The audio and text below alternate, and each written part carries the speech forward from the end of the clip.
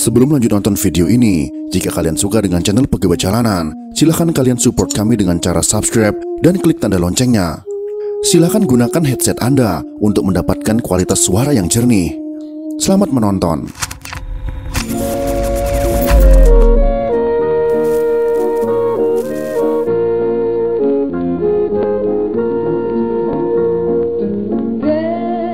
Di luar citra buruk yang telah kita ketahui tentang sepak terjang PKI atau Partai Komunis Indonesia, PKI tergolong sebagai partai yang sukses sebelum diberangus pada tahun 1965. Kejayaan PKI terjadi sejak pemilu tahun 1955. Ketika itu PKI menempati urutan keempat dalam pemilu setelah PNI, Masyumi, dan PNU. Sukses menempatkan 39 wakil di kursi DPR dan 80 wakil di Konstituante. Dari catatan sejarah tersebut, muncul pertanyaan, mengapa banyak yang memilih PKI di tahun 1955? Bukankah pada tahun 1948, PKI pernah menyakiti rakyat Indonesia? Salah satu kunci pentingnya adalah kampanye PKI soal isu kemiskinan. Meski PKI dibenci setengah hidup oleh kelompok-kelompok politik mayoritas di Indonesia, tapi jurus jualan kemiskinannya diamalkan dengan baik sampai saat ini. Tidak hanya kemiskinan di kota, tapi juga kemiskinan di desa-desa. Di kota ada kaum buruh, di desa ada kaum tani. Karena kemiskinan mereka, dua golongan itu potensial jadi pemilih PKI dalam pemilu. PKI sendiri punya lambang palu dan arit. Palu mempresentasikan kaum buruh, sedangkan arit mewakili kaum petani.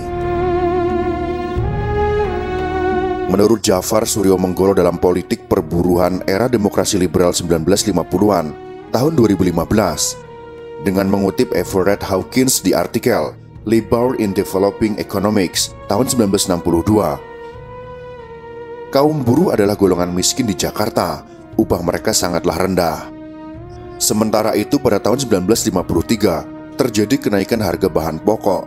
Tidak heran jika pada era 1950-an tunjangan hari raya atau THR sudah mulai diperjuangkan kaum buruh. Ada dua cara atau metode PKI dalam mencari suara. Dalam video kali ini, mari kita simak pembahasannya.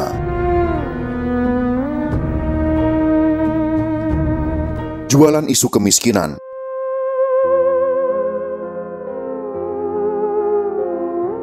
Soal desa Hasim Adnan dalam tulisannya membungkam deru bising drum band di bumi Parahyangan yang dimuat dalam buku Sisi Senyap Politik Bising tahun 2007 menyebut, biasanya PKI hanya akan berkembang di kawasan pedesaan yang mengalami kemiskinan endemik, halaman 44. Subang dan Indramayu misalnya adalah daerah miskin yang diincar PKI. Tapi tentu saja PKI tak cuma mengincar daerah miskin di Jawa Barat. Kaum tani Indonesia yang merupakan 70% daripada penduduk masih tetap berada dalam kedudukan budak, hidup melarat, dan terbelakang di bawah tindasan tuan tanah dan lintah darat. Kata Ahmad alias Dipa Nusantara Aidit, Ketua CCPKI, dalam pidatonya yang berjudul Jalan ke Demokrasi Rakyat Indonesia. Aidit juga menambahkan, kewajiban kaum komunis yang pertama-tama ialah menarik kaum tani ke dalam Front Persatuan Nasional. Tambah Aidit dalam pidatonya. Lebih lanjut, Aidit menjelaskan bahwa kaum komunis harus mengikis sumber-sumber penderitaan petani. Kewajiban yang terdekat daripada kaum komunis Indonesia ialah melenyapkan sisa-sisa feodalisme, mengembangkan revolusi agraria anti-feodal, menyita tanah tuan tanah, dan memberikan dengan cuma-cuma tanah tuan tanah kepada kaum tani, terutama kepada kaum tani tak bertanah dan tani miskin, sebagai milik perseorangan mereka, ungkap Aidit. Dari sini terlihat PKI hendak melakukan bagi-bagi tanah kepada para petani di desa-desa. Harap diingat, tidak semua petani punya sawah. Banyak juga yang jadi petani penggarap bagi lahan-lahan petani kaya atau tuan tanah. Sudah pasti kemiskinan semacam ini adalah lahan basah bagi PKI. Langkah pertama dalam pekerjaan di kalangan kaum tani ialah membantu perjuangan mereka untuk kebutuhan sehari-hari, untuk mendapatkan tuntutan bagi kaum tani, seru Aidit dalam pidatonya. Seperti dicatat oleh Satrio Priyo Utomo dalam buku Aidit, Marxisme, Leninisme, dan Revolusi Indonesia tahun 2016 halaman 119. Ada jargon, tanah untuk kaum tani, dari Barisan Tani Indonesia atau BTI dalam Kongres Nasional 5 tahun 1954. Semua tahu BTI terkait dengan PKI. Aidit tak lupa memberi patokan. Menurutnya selama belum banyak kaum tani terutama yang miskin dan tak bertanah masuk ke partai dan jadi kader partai, maka itu artinya PKI belum bekerja sungguh-sungguh. Tak hanya di tahun 1955, pada tahun 1965, PKI juga konsisten dengan isu kemiskinan meski tak ada rencana pemilu di periode itu. Mereka gemar mengulang program partai yang dirumuskan pada tahun 1955. Semua tanah yang dimiliki oleh tuan-tuan tanah asing maupun tuan-tuan tanah Indonesia harus disita tanpa penggantian kerugian. Kepada kaum tani, pertama-tama kepada kaum tani tak bertanah dan kaum tani miskin, diberikan dan dibagikan tanah dengan cuma-cuma. Demikian salah satu program PKI pada tahun 1965. Tentu saja tak semua orang setuju dengan ide PKI yang tak pernah terwujud ini, tetapi gagasan merangkul orang susah dan orang miskin masih ditetapkan hingga saat ini. Kampanye anti-asing.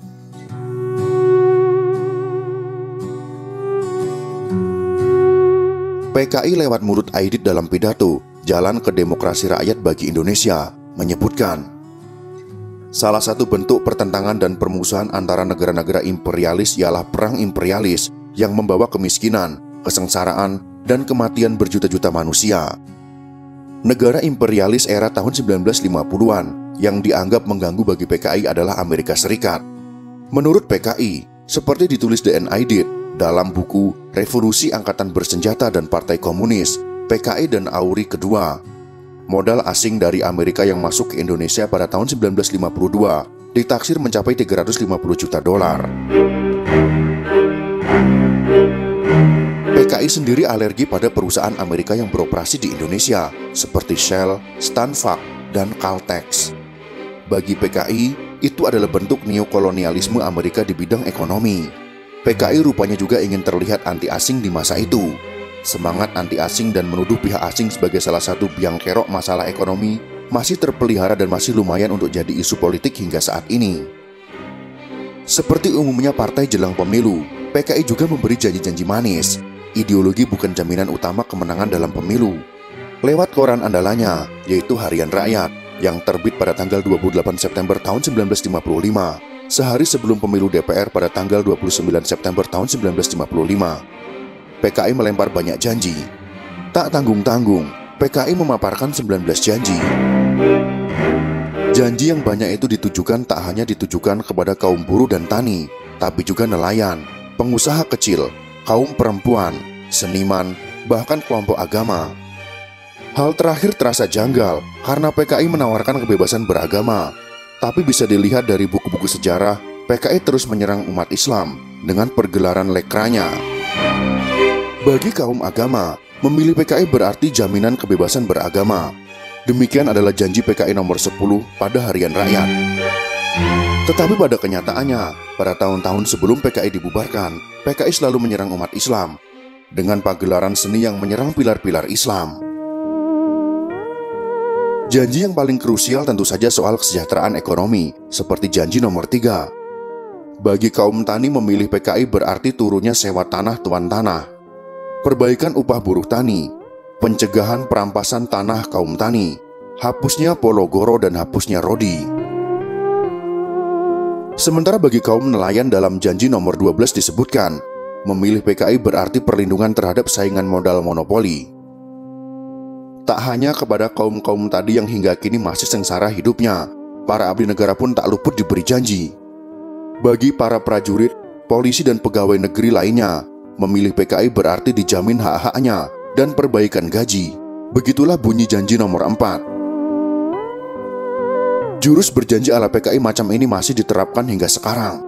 Siapa yang tak suka gajinya diperbaiki agar besar, apalagi kalau ditambah tunjangan-tunjangan. Bukan tidak mungkin banyak PNS, TNI, dan Polri yang akan memilih PKI jika macam ini janjinya. Itulah sekelumit pembahasan tentang cara jitu PKI mencari pengikut. Semoga informasi ini bisa memberikan wawasan kepada kita semua.